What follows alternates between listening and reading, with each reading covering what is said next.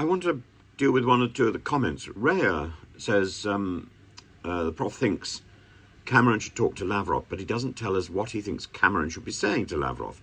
The stubborn Prof still thinks sanctions stop the two talking. I'm sure Lavrov would meet Cameron if Cameron signalled he had an interesting proposal to make.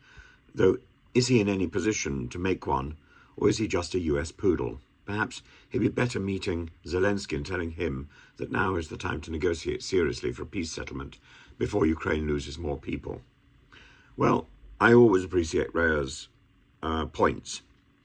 The reason I talk about people talking and why I think sanctions stop that, which of course they do, is that a lot of the best proposals come from simply chatter.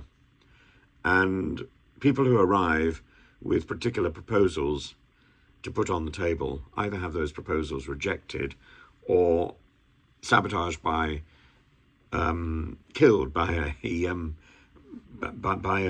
a plethora of compromises. And the best opportunities are when people arrive with no agenda and are simply having a chat, which is why the meetings at funerals and weddings, big state occasions, are such a useful way to break the ice.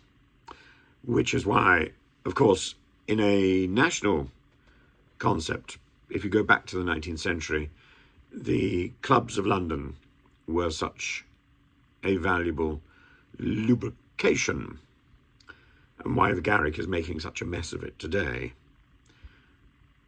We need to be able to access people when they're off duty as well as when they're on duty. And a negotiation is not necessarily about the person or the people who are fighting the battle. If you look back to the Treaty of Versailles, so much of the negotiation there was by minor players in the game. And it was observed, of course, by John Maynard Keynes, who wrote a seminal book about how useless negotiations were when people came with particular aims in mind. The key is just a chatter,